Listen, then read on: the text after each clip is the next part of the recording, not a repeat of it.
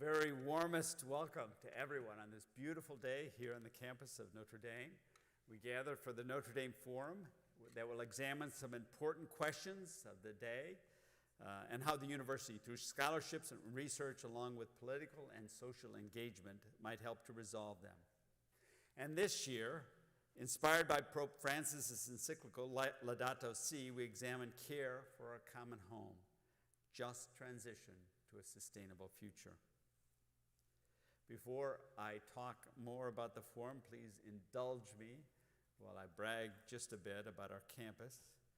Through the conscientious work of our Executive Vice President, Shannon Cullinan, and many others on this campus, I'm really pleased to tell you that Notre Dame is on the path to carbon neutrality by 2050, less than 30 years from now. The use of geothermal, large-scale solar arrays, hydroelectricity, recovered energy, conservation, and other emerging technologies and fuel sources will, we believe, get us to a 65% reduction in CO2 by 2030 and net neutral carbon emissions 20 years later. Since 2008, the need for space, particularly for research enterprise, has increased the square footage of buildings on campus by a third, of course requiring more heating, cooling, and lighting. But despite this increase, energy consumption dropped by 11%. And the campus now has 21 LEED certified buildings comprising 23% of the total campus building area. And I just want to thank all the dedicated people who have made this change possible. What we can accomplish locally can also be accomplished globally, given the commitment, collaboration, and planning. Just 8 days ago, I had the honor of co-chairing with Peter Cardinal Turkson, prefect of the Dicastery for the Promotion of Integral Human Development, the Vatican's dialogue on energy transition. It was the third in a series of conferences hosted by Pope Francis. With a few exceptions, the first two conferences were attended by CEOs of the world's largest energy companies and the global investment community that supports them. The second conference ended with a historic agreement among the parties that supported carbon pricing as a way of reducing CO2 emissions.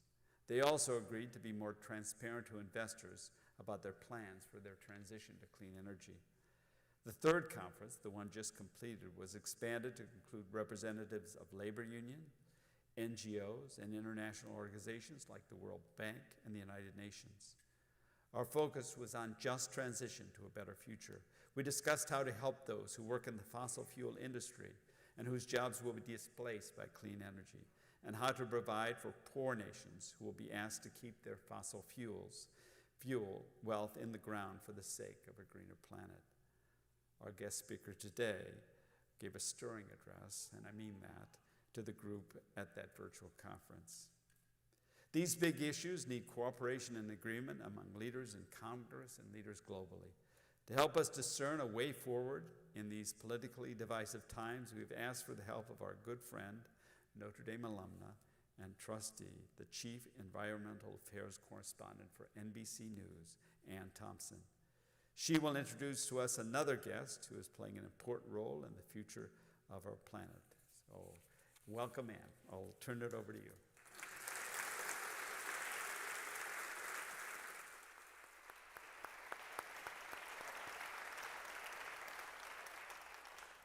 Thank you, Father John, and congratulations on Notre Dame's commitment and hard work to get to carbon neutrality. And thank you for making climate change the focus of this year's President's Forum. And as always, thank you for this opportunity. This week, Pope Francis, along with the Archbishop of Canterbury and the leader of the Eastern Orthodox Church, together, the three of them issued a statement on climate change. And they stated clearly and without equivocation that today's children and teenagers will face catastrophic consequences unless we take responsibility now as fellow workers with God. This forum could not be more timely after the week that climate change hit home in America. Now, in case you've been preoccupied with your studies or you're still trying to come down after that nail-biter Florida State game, let me catch you up. So Ida is the second Category 4 hurricane to hit Louisiana in as many years. It was fueled by a Gulf of Mexico that was 8 degrees warmer than normal. And it revealed the frailty of the power system, plunging New Orleans and more into darkness. Ida's remnants killed more people in New Jersey and New York than in Louisiana. Due to biblical rains, and I saw those for myself, and lethal floods, 11 people in New York City lost their lives because the waters came up so fast in their basement apartments they couldn't get out. Out west, the Caldor Fire forced the evacuation of South Lake Tahoe, California, while the Dixie Fire, which started in July, still burns. It is the single largest fire in the history of California. This is some 40% of the country struggles with drought, and the Pacific Northwest still grieves after hundreds were killed during a midsummer heat wave where the temperatures exceeded 30 degrees above normal. In 2008, when Father John held a President's Forum on Sustainable Energy, Jeff Immelt, who was then CEO of General Electric, was asked about climate change. And as I remember, he said this: "We have the technology to move to a clean energy economy. The question is, do we have the political will?" 13 years later, we are still asking that question. And today, I can't think of anyone better to ask that question to, and many others, than our friend Senator Chris Coons. And you're going to have the opportunity to ask him questions as well. And if we can put up on the screen, we'll show you, we're going to do this all via the internet. And to submit a question, you just send it to president.nd.edu/ND Forum. Now, let me tell you a little bit about Senator Coons. He has been the co-chair of the National Prayer Breakfast 3 times in 11 years. But we bring him here today because he is the co-chair of the Climate Solutions Caucus. And he co-founded that with Senator Mike Braun. Now, you might know that Senator Coons is a Democrat. Senator Mike Braun of Indiana is a Republican. And together, they are working to find solutions to the climate crisis. Senator Coons was elected to the Senate in 2010. He took the seat that your good friend Joe Biden had given up because he had become Vice President of the United States at that time. Senator Coons is a graduate of Amherst College. He majored in chemistry and political science. He then went to Yale and got his law degree as well as a master's in divinity. He has served as an elder in the Presbyterian Church, and he still every once in a while preaches in churches across Delaware. And one more thing, and this is the most important thing, he is a Notre Dame parent. In fact, his son Jack is a senior here. Can I tell people where Jack is? You can. He's right here in the front row.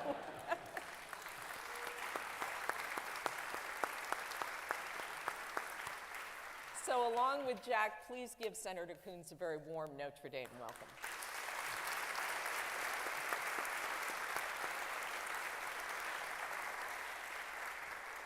So I want to start with the question that Jeff Immelt asked 13 years ago. And I want to frame it in terms of what we've seen this summer. Given all that litany of events that I went through, has the political will changed? Has it moved at all to do something about climate change? Well, thank you. Thank you, and thank you for the chance to be here. Thank you, Father Jenkins, and to the university for your wonderful welcome. My wife, Annie, and I are so grateful for the opportunity you're providing to so many young people, our son, Jack, and so many others we've gotten to know here. So thank you for this chance to be here. And thank you for taking time on a gorgeous afternoon before a football weekend to be here and talk about climate change together. I look forward to your questions. Yes, the political climate and the political will has changed since Jeff Immelt asked that question. The challenge is it may not be changing fast enough. Technology has progressed dramatically. The cost of solar and wind and other renewable energies has plummeted to a point where it's now directly competitive with coal and oil and gas. We've made significant technical breakthroughs. And in the Congress of the United States where I serve, the dynamics just in the decade that I've been a senator have clearly changed. And there's a couple of reasons driving that. One, and Father Jenkins referenced this, the Vatican Dialogue succeeded in pulling together CEOs of major oil and gas companies to commit to carbon pricing as a principle. That would not have happened 10 years ago. It wouldn't have happened 5 years ago. And the Holy Father and Laudato Si and so many other important elements of the faith community globally, evangelicals in this country, leaders in the Muslim and in the Jewish faith around the world, have called for us to change our economy, to change our focus, and to move towards sustainability first. So business leaders, faith leaders, younger Americans. Bluntly, when I first got to know Senator Braun and was trying to figure out what we might work on together, I was pleasantly surprised that this very conservative, business-oriented Republican from southern Indiana, the part that still mines coal, was even interested in talking about climate change. And I don't mean to speak for him since he's not here, but I can tell you honestly, when I asked him, why is this important to you? At the end of the day, he had the same answer that I did. It's important to my children. It's important to my grandchildren. It's important to creation. It's important to our stewardship. So he and I have created this bipartisan climate solutions dialogue that has 14 senators, 7 Republican, 7 Democrat, or 6 Democrat and an independent. And we've had dozens of meetings and events, and we've produced pieces of legislation. But my concern is it's not moving as fast as we are seeing climate change accelerating. So we frankly, I think, need to get busy. That's exactly why the Pope's call to all of us and the opportunity to gather as a world at Glasgow is so important. In Laudato Si, Pope Francis wrote that our relationship with the environment can never be isolated from our relationship with others and God. Do you see them as inseparable? Yes. If you believe that we inhabit creation and that we are here as stewards and that we have a purpose and that a core part of that purpose is to be mindful of inequality and injustice and to be attentive to the needs of the widow and the orphan, the refugee, the isolated, the lonely, and the lost. If you believe all of that, you can't possibly ignore the crises that are ravaging our world right now. We are living through the middle of 3 crises at the same moment: a global public health pandemic, a global refugee crisis, and climate change. And climate change, frankly, which is a reminder of how inequality is exacerbating the other 2, and how our global interconnectedness is driving and fueling the other 2, is at the root of so much suffering around the world. I've recently been to countries in the developing world and seen how climate is driving migration, poverty, loss of life, loss of opportunity. And we have to see how all of this is connected, and we have to hear a call towards a just transition, I think, if we are to be faithful to what Jesus called all of those who follow him to do in terms of our life. So is there a moral imperative to address climate change? I think there is, absolutely. And so what does that look like? How does moral engagement on climate change manifest itself? Well, so the Vatican Climate Dialogue that I was blessed to have an opportunity to participate in, this year included worker voices, a representative from Appalachia, a very inspiring young man who is working with coal miners, working with communities that have long relied on coal mining for great high-skilled, high-wage union jobs and are facing the loss of opportunity. Indigenous voices. I recently got a chance to visit the headwaters of the Amazon in Colombia and to meet with indigenous leaders. The ways in which climate change is impacting them and their lives is stunning. I've had a chance to meet with refugees at our southern border and refugees in Guatemala and in Colombia. And their voyages, their journeys of desperation are in many ways being driven by climate change. So if we are to have a moral imperative and if we are to pursue a just transition, it means to be concerned not just about our investment portfolios and our balance sheet for our homes, which is a legitimate concern for any family, but also to look at the North and South, to look at those places in the world that didn't create the emissions that are causing this crisis, and to recognize that when a tornado tears through a town, as it just did through Louisiana and New England, it's the folks who live in trailer parks who are most likely to lose their homes and to lose their lives, not the folks who live in sturdy brick houses in solid upper middle class neighborhoods. Sorry to put it that way, but the reality is climate change impacts people in uneven ways, just as the pandemic does, just as migration does. And so I think if we are to look at it from a moral perspective, we have to look at ways in which some of us have benefited unevenly from the economic prosperity of the last century, and some of us may have to bear some particular burden or discomfort of adjustment as we try to prioritize worker opportunities for reskilling and retraining, and the inclusion of communities that have suffered because of environmental injustice. And you don't even have to go to Latin America or Asia to see this. I mean, you can see it right here in America. For example, when we look at what we have done to our cities, and when we built the interstate highway system, and we put it through largely African American neighborhoods, split those neighborhoods. They lost their trees. They are now these concrete islands. They've become urban heat islands. And for example, in Baltimore, it is 10 degrees hotter where in the African American communities than it is in the upper class white communities where there are trees and lots of green space. Yes. So I want to go back to the Climate Solutions Caucus because I'm curious about how you and Mike Braun, as you said, is a very conservative Republican. You are a progressive Democrat. How did you find common ground, and how did you find common ground on climate, which is one of the most politically divisive issues in this country? Well, glad you asked that. Look, partly you have to ask. Partly you have to reach out.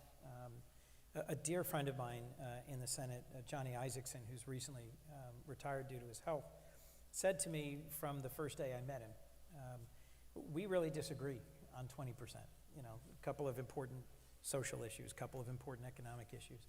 But I bet you if we went through them all, there's all these other things that we agree on. Let's focus on the things that we can agree on and get something done. Now, no disrespect to the media, that is not what gets covered often. So Rob Portman of Ohio, he and I are working closely together on protecting coral reefs and tropical forests. But that's not sexy. It doesn't get on the news because we're not fighting with each other. So Mike Braun, this was not an obvious friendship because No. Joe Donnelly is a dear friend of mine, and some of you may know Joe Donnelly and Mike Braun ran against each other. In fact, true confessions moment, I was out here campaigning for Joe Donnelly, which is how I first heard of Mike Braun, and I got to see the TV ads that each of them were running against the other, and I thought, well, obviously Mike Braun's a horrible human being. And having been on the receiving end of some ads myself, I knew better than to believe it all. So when he got elected, I went and sat down with him and said, Mike, I'd love to get to know you. Tell me about your background, your family, what you care about, what your priorities are. And in talking with him, I learned three things that were a pleasant surprise. First, he's not just a conservative, he's a conservationist. He owns, I think it's thousands now, acres of wooded land in southern Indiana. And he started 30 years ago buying 100 acres and 100 acres and 100 acres and gradually growing what is a family legacy now, a holding of wooded land.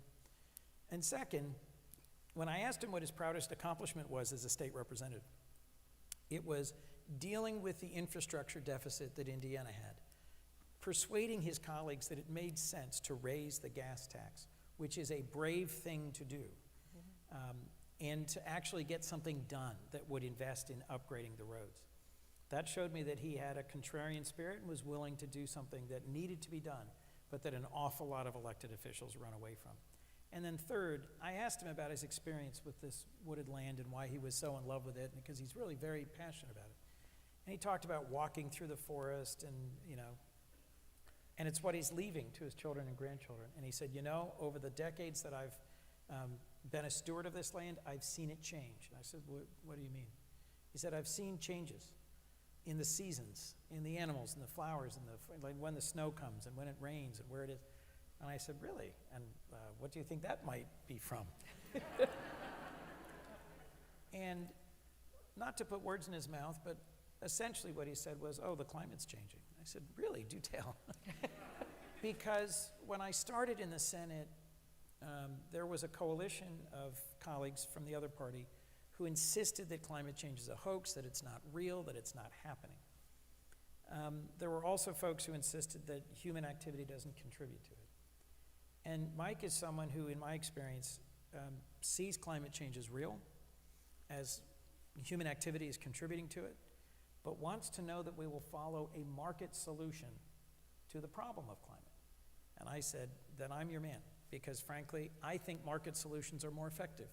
I think if we can meet with leaders of industry and business, with leaders from financial services, with leaders from national security, with folks from different think tanks and organizations, and if we can come to a common agenda that is bipartisan, then it's sustainable. When we do things that only one party votes for, then the next time the other party's in control, we just tear it up and throw it away. It's only things that we can come to some agreement about, at least in our system. That's the point. The founders, the framers designed a system of government that requires compromise. So in the same way that the Vatican Dialogue welcomes in the leaders of companies like ExxonMobil and ConocoPhillips and says, how do you see our future and what are you willing to do about it, rather than demonizing or marginalizing them?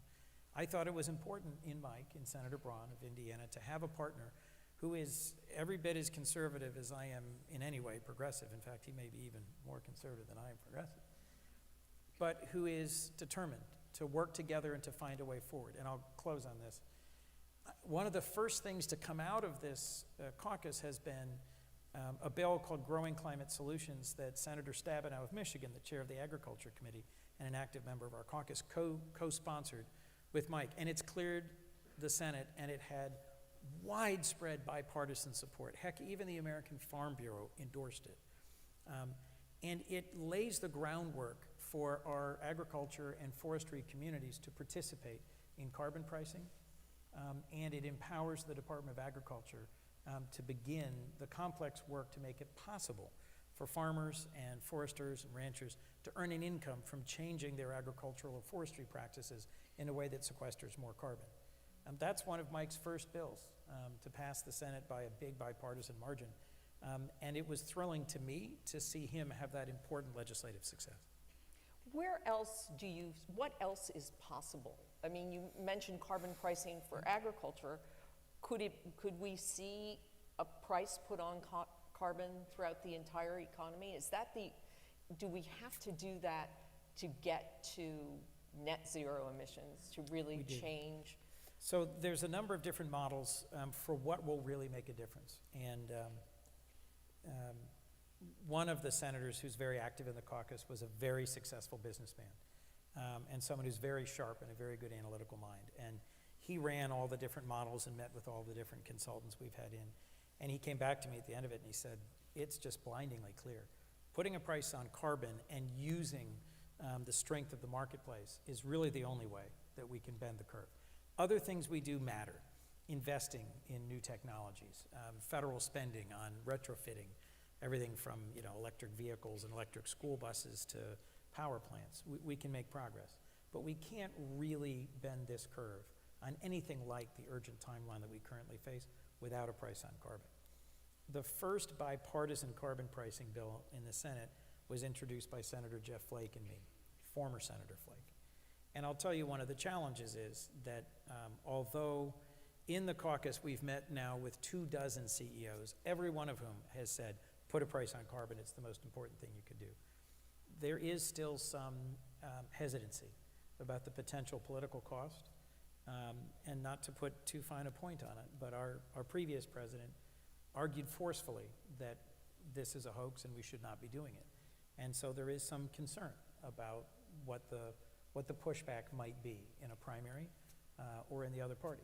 Well, and at the end of the day, political will here is going to require a more forceful and engaged voice from the business community, the faith community, and younger conservatives. So if that's the ultimate goal, to put a price on carbon, but the fear is that your political opponent would turn it into a soundbite about a carbon tax, Yep. then what is the lower hanging fruit, if you will? Is it infrastructure? For example, there was bipartisan agreement in the Senate on the $1 trillion infrastructure plan, which includes money for revitalizing the grid and electric charging stations, electric vehicle charging.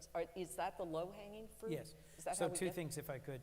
Senator Murkowski of Alaska was the chair of the Energy Committee in the last Congress, the Republican-controlled Congress. And unfortunately, because it happened in December and there was all this other stuff around the election, this got no attention really at all. But Senator Murkowski and Senator Manchin, both of whom I suspect are known to you, got passed through the Energy and Natural Resources Committee and then passed through the Senate and then signed by President Trump, one of the biggest and most important energy policy packages in a decade. And it included 20 different bills authorizing important advances across a wide range of different policy areas. In the infrastructure bill, we actually funded some of them, and now in the reconciliation bill, I think we will fund even more of them. So this is, I know, inside the Beltway complex stuff, but the first half is, Mother May I, approving something, creating a new program, authorizing it. The second half is giving it the money that gives it life. I'll give you one small example. In the infrastructure bill, Senator Cassidy of Louisiana, Bill Cassidy, conservative Republican from Louisiana, he and I had a conversation about a year ago where Bill came to me and he said, I've been thinking about this. You keep talking about carbon capture and sequestration, and I'm now hearing from the oil and gas folks, only if that's real, only if that's at scale, is there a future for oil and gas? And by the way, Louisiana is one of our major oil and gas producing states. And they happen to have below them in their subsurface geology exactly the structures, the salt domes and the subsurface cavities, into which you could inject carbon dioxide and lock it up for very long periods of time. He said, Chris, I've got thousands of guys in Louisiana who make a living building pipelines, servicing pipelines, running compressors, servicing compressors. And right now, all those pipelines are extracting oil and gas out of the ground. And they have high-skilled, high-wage jobs. But they could have the same high-skilled, high-wage jobs taking carbon dioxide and injecting it back into the ground. And my state can be a net winner. I said, that's right. So we wrote a bill together. We got it introduced. We got a dozen co-sponsors. We got it into the infrastructure package. It's got $10 billion of investment to scale up the infrastructure. And this will benefit states like Texas and Louisiana and Oklahoma that are big oil and gas states, and make carbon capture and sequestration possible at scale. Otherwise, we're just talking. So, I want to celebrate the wins we've had, to your point about low-hanging fruit, while recognizing that the urgency of this moment demands that we do more. Look, the world's on fire. I don't know if you paid attention to the wildfires in Australia, or now the wildfires you referenced in introduction out west, but they're breathtaking. They are literally putting smog and soot in the air that affects the whole world. We've had record heat waves, we've had record hurricanes, we've had record tornadoes. The federal government is spending hundreds of billions of dollars on responding to natural disasters, an order of magnitude more than we did 10 or 20 years ago. At the end of the day, we're going to pay for this one way or the other.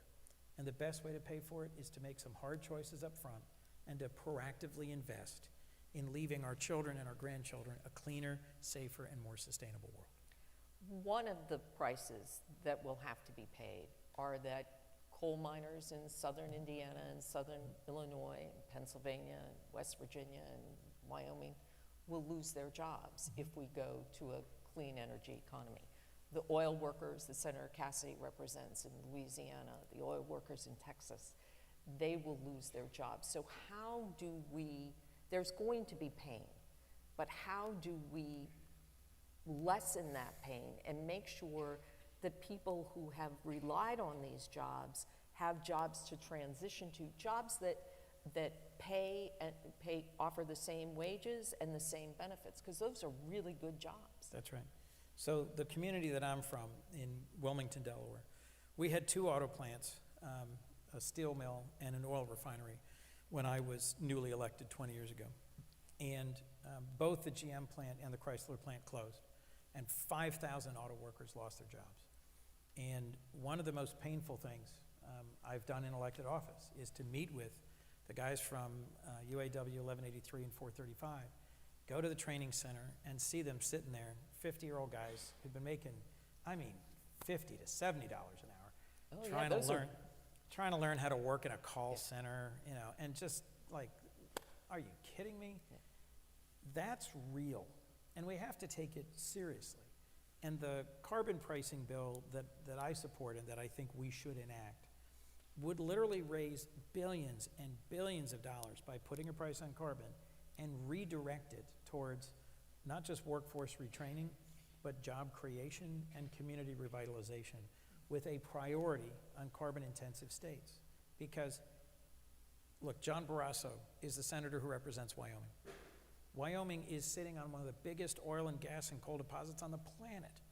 Why would he vote for? Why would he support something that would wipe out thousands of jobs in his state unless there is some guaranteed, locked-in way that Wyoming gets revenue year in and year out for at least a decade and in the billions of dollars that allows them to look their people in the eye and say, we actually have a better future this way than this way. And right now, that's a tough sell. I'll tell you, my friend Joe Manchin isn't there yet, and my friend John Barrasso isn't there yet. And that's part of the challenge, is to help people see that the cost of continuing in the direction we're going without changing just gets steeper and steeper and steeper, and there is a way to transition. But it's going to be hard, and it requires putting those workers in those states front and center of a just transition. So given the fact that Senators Barrasso and Senator Manchin, as we know, wrote in the Wall Street Journal last week, he wants to put a pause on the $3.5 trillion spending plan, which includes a lot of initiatives for climate resilience and clean energy. How do you get them there? Which I know is the $64,000 question, but honestly, you have on one hand the world's on fire, and yet you have this reticence from people like Joe Manchin and John Barrasso. Well, that's exactly the challenge before us. So first, how do you make change of any kind? You know, first by including people in the process, by respecting them and listening to them, by not demonizing or marginalizing or mocking them, by not saying, oh, you know. A. B, I don't think we'd be where we are if there weren't millions of people of all ages and backgrounds who were willing to take a chance on a president, and it's our current president, who sees climate change as a real problem and sees it as an opportunity to create jobs of the future, and who focuses on the impact of climate on working families and the opportunity to create good new jobs. Second, you gotta have a regular dialogue. You can't just pretend that their concerns aren't legitimate. Third, the world is changing around us. Canada, the United Kingdom, the European Union are all putting a price on carbon and are all implementing a border carbon adjustment. Now that sounds a little complicated, but what it means is a tariff on our manufactured and exported goods that are carbon intensive if we don't have a carbon price comparable to theirs. I've met with lots of diplomats, business leaders, leaders in Congress and in the Biden administration to make this simple point. If we put in place a border carbon adjustment, it would actually look to most American businesses, companies, and families a lot like Trump's tariffs against China, meaning we would be charging an extra fee so that a company that is manufacturing in a country like India or China or Indonesia that doesn't have comparable restrictions on emissions as we do, they are currently advantaged because they can pollute all they want in several of these countries. This would put a price on their exports into our economy, and it would keep a level playing field between our products and their ability to be exported into Canada or the EU or the UK. Eventually, in the next couple of years, I see an opportunity for us to reframe trade in the 21st century into a trade that really has a common carbon customs union, to put it that way, between South Korea, Japan, and Australia, the United States, Mexico, Canada, the EU, and UK. And to pull together countries that are democracies, countries that have open market economies, and countries that are committed to making progress against climate change.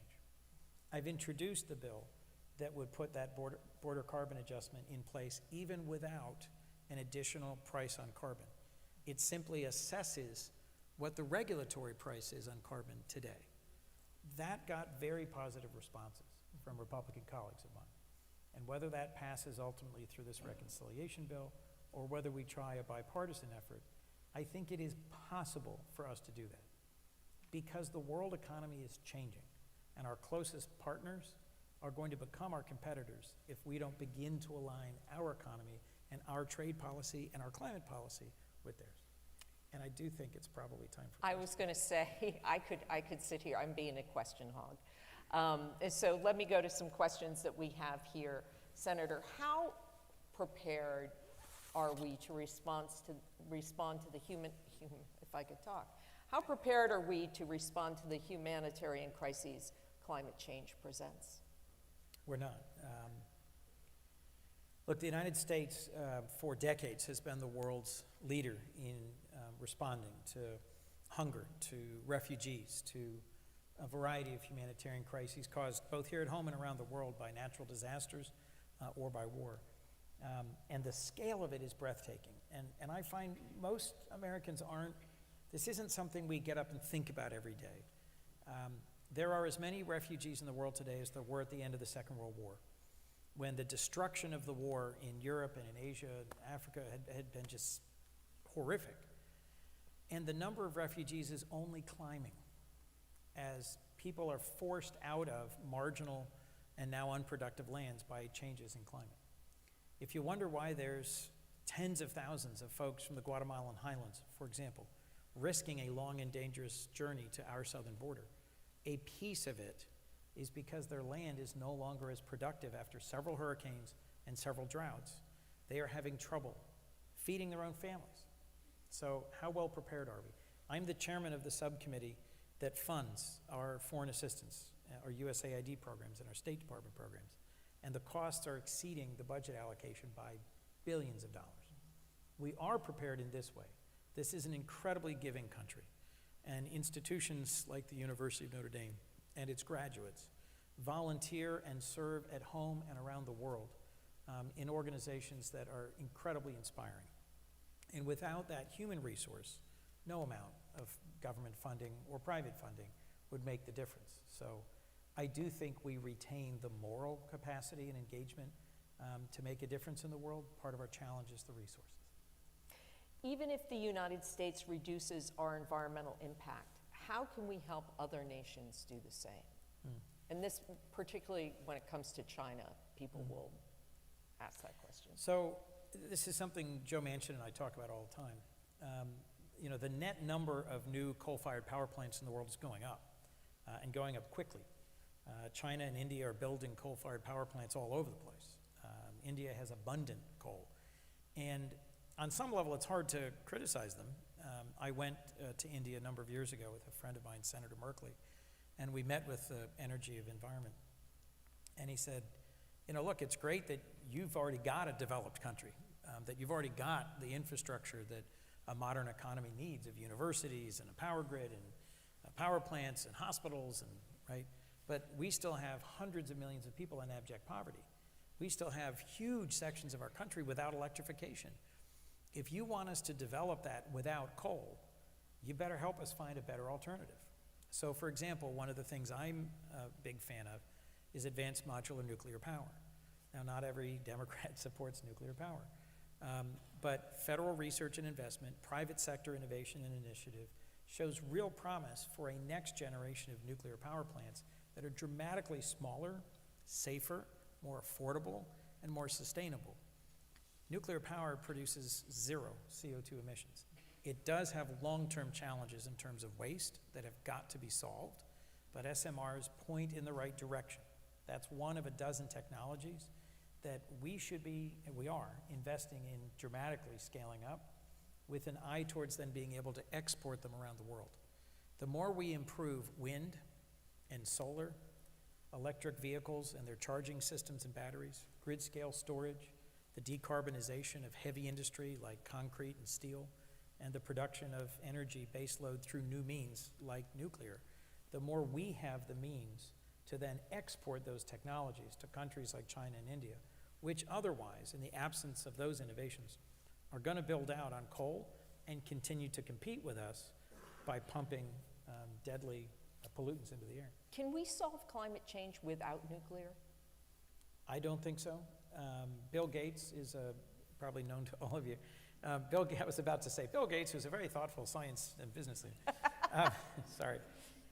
Bill Gates recently wrote a book about the challenges of climate change and sent a copy to each member of the Climate Solutions Caucus, and it was one of our best events we've done this year.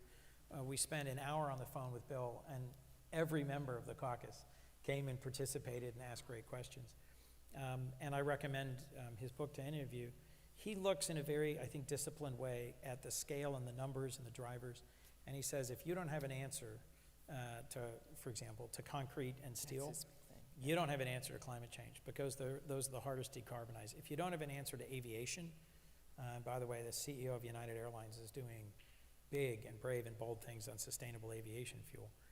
And third is he's a big believer in nuclear and its central role, because how fast we have to scale up carbon neutral power, baseload generation, exceeds any other technological solution.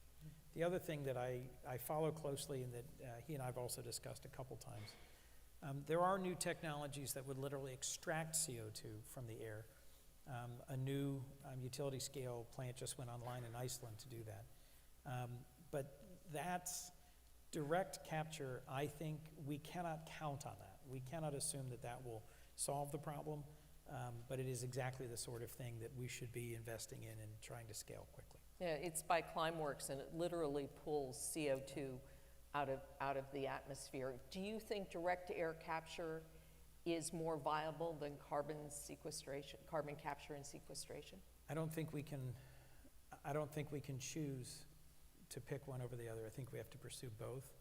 I do think, and this is something I debate with my dear friend Jeff Merkley all the time, carbon capture and sequestration, if taken to scale effectively quickly, would allow for some fossil fuel, in particular natural gas, to continue for decades. Some argue that that's a terrible idea, and we should instead just abandon fossil energy altogether Keep it in the immediately. ground. That's Right. that campaign. I honestly don't think that is practical at scale for the world. I think the infrastructure that we already have built out for fossil fuels is so massive and so expensive and so central to most of the economies of the world that we have to have CCUS as part of the transition, and direct air capture, which is currently insanely expensive, will ultimately be a part of the solution at scale, but in a few decades. If you've followed the recent report, the IPCC report, on where we are and what an enormous tipping point we're at, we have to scale everything we can come up with as quickly as we can, or we're leaving to our children a planet on fire. Let me see. Here's a good question from our audience. Through what avenues can students aid in the fight to combat climate change? Well, I'm going to give an example that is uncomfortable because it's sort of calling in fire in myself. First, to be informed and aware and engaged, to take classes about this, to debate it and discuss it and learn something about not just the archaeology, like the history of how did we get here and what's happened in terms of climate change and what are the options and what are the technologies, what's possible politically. Change your own lifestyle. Be willing to make decisions that show that you understand some of the costs and balances. As a consumer, as a person interested in service, take up the opportunity that the Civilian Climate Corps will provide for tens of thousands of young Americans to go out and spend a year or two contributing to climate resiliency or combating economic and environmental injustices. A. B. Push your parents and your grandparents hard.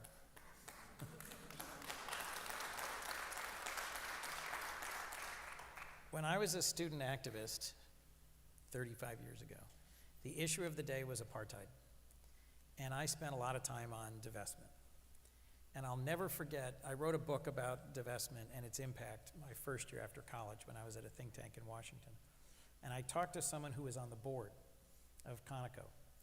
And I was assuming that divestment, college and university endowments refusing to hold stock in publicly traded companies that were working in apartheid South Africa. I thought it was the market pressure that made these big companies change. And there's this long silence in this interview I'm doing with this gentleman, and he says, "You're totally missing the point." I said, "What do you mean?" He said, "It's how our kids think about us." I said, "What?" He said, "I just donated $1 million in stock in this company to my alma mater. And then my own kid comes up to me and says, 'Yeah, but your company's doing business in South Africa. I'm not proud of you.'" And he's like, "That was like a knife to my heart." He goes, "I've spent my whole life in this business. I'm proud of what we do. We're an ethical company. We contribute to people's prosperity and security." And to hear that was just so painful. And I said, "Well, what did you do?" He said, "We divested from South Africa." He then made a business point that I'll follow up with. He said, "South Africa is an economy the size of Belgium. Conoco is a global company. 6 board meetings in a row, we spent 45 minutes arguing about apartheid in South Africa." He said the CEO finally said, we need to get out of this because it's just not worth this much of our brain space. We have to make a strategic decision as a company to pursue other opportunities." But the opening into even having the conversation was the challenge from the children of board members and the institutions they were in love with and cared about to say, you got to reframe the conversation to a bigger frame. And the gift that Father Jenkins and Notre Dame, that Laudato Si and the teaching of the Holy Father, the gift that they are giving us is to say, you got to open your aperture and you got to look at the next generation and the next generation, not just the next quarter, not just the next dividend, not just this year's capital campaign. You've got to look at where you're going. And for this institution to declare it will be carbon neutral by 2050 and it will make massive reductions in its carbon footprint at the same time that it's growing its campus is a remarkable and important thing. So let me just simply say thank you. How can students have an impact? Research and serve and engage, but push your institutions and push your parents. Is there a country or state that you think has a good political solution in terms of combating climate change? Is there somebody we could look to? Interesting question. I don't have a great answer off the top of my head, but I will tell you there are countries all over the world that are taking this very seriously and are very engaged, from the tiniest countries to some of the largest. I was at COP21 in Paris. COP stands for the Conference of Parties, and it just means when the whole world gets together to talk about climate change. And I think you went to the one in Copenhagen first. I started at Copenhagen. I was there in Paris, and I will see you in Glasgow. And a delegation of senators, we met with a whole series of different countries. We met with China and India. But one of the hardest was meeting with tiny island states. The Maldives. It's a nation. It's in the Indian Ocean. It'll probably be the first country to literally disappear because of climate change, to cease to exist. And to sit across the table from the leaders of small countries that really had nothing to do, they have no industry, they had nothing to do with creating this problem, but where that whole country will cease to exist, its entire population will have to move. To meet with the leaders of Bangladesh, a country that this community has a long and deep relationship with, and to hear how flooding is going to just simply ravage Bangladesh over the coming decades. That was difficult. But you asked about promising models. Norway is a country that is endowed with unbelievable natural resources, both oil and gas and hydro and geothermal, and has done remarkable work with it. Colombia and Ecuador, which I just visited, are among the most biodiverse countries on the planet. There's more biodiversity in 1 acre of rainforest in those 2 countries than in my entire state. Not that my state's so huge, but probably more than in the state of Indiana. And to see what they are doing to set aside natural parks, to engage with the indigenous community, to try and invest in preserving their natural spaces, and the extent to which they are earnestly, desperately asking for assistance from us in funding it and sustaining it and planning it, is a reminder that we have a pivotal role to play in the world. The United States is, along with really China, the world's current superpowers. And the direction that we take with regards to climate and the priorities that we set and the values that we bring to that are going to set the stage for this century. The U.S. and Chinese agreement in 2015, I believe, set the stage for Paris. That essentially was the template for the Paris Agreement. Now the world is getting together in Glasgow. It's once again being billed as the last best chance to solve this problem. I've heard that many times since Copenhagen. So what do you want to see come out of that? How do we measure success from when the world gets together in Scotland? So first, that the United States is back in the Paris Climate Agreement, just as a framework, I think is an important and significant step. One of the biggest challenges the United States has being taken seriously in these settings is the way that our politics have gone like this, that we've swung back and forth between climate denialism and saying, you know, we're the world's leading oil and gas producing country, and those who come with a message that is, you know, climate is a crisis and we want to leave it in the ground. And the absence of a through line that speaks to the best of both sides, I think is one of our big challenges. I think we need to see senior leadership from the House and Senate and the administration that are from both parties, that are willing to say that the climate is changing, that people are causing it, and we have to do something serious about it. If we could simply produce that, that'd be a step forward. If we have enacted, as we have in the Senate, a significant new infrastructure bill that puts at least $100 billion over 10 years into climate resiliency, strengthening the grid, some of the modernization and research things I mentioned, that would be a big step forward. And we have a member of the Ways and Means Committee, my dear friend Representative Brendan Boyle, here with us. If the House and Senate working together can figure out a way to adopt a price on carbon and a border carbon adjustment before Glasgow, that would be a huge step. That would send a powerful signal. I'm not going to place odds on that happening, but the vehicle is in motion and it is possible. In the absence of that, I think a lot of the world will look at China and look at the United States and say, why should we impose huge costs on our own country and our own economy in the absence of your leadership? I will say this, the current government in the United Kingdom, Boris Johnson's conservative government, is doing remarkable things on climate, is genuinely forward-leaning, and is showing what national level contributions and leadership would really look like. Senator Coons, thank you so much. It has been just a pleasure, and I hope our students and all our interested parties have learned something this afternoon. And I would like to leave you all with a thought from Pope Francis, who in Laudato Si wrote, "We must regain the conviction that we need one another, that we have a shared responsibility for others and the world, and that being good and decent are worth it." So go out, convince your parents, talk to them, care for each other, be sure you care for the planet, be good and decent, and as always, go Irish.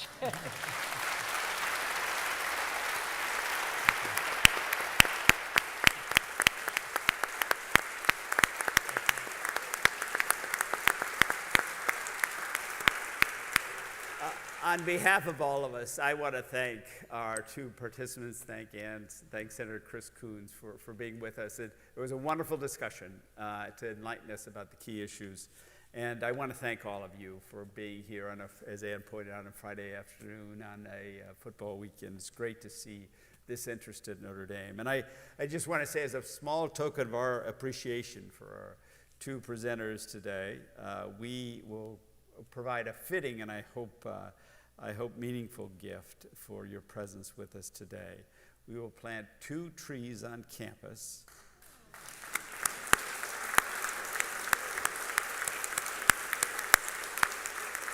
And your tree will be planted with your name on the grounds of Lewis Hall, your former residence hall, where you were an undergraduate. Senator Coons, we will plant a tree in your honor near the Keough School of Global Affairs to acknowledge your leadership and vision in foreign policy. And we hope that these will cause you to frequent our campus and be with your trees. So thank you very much for your presence.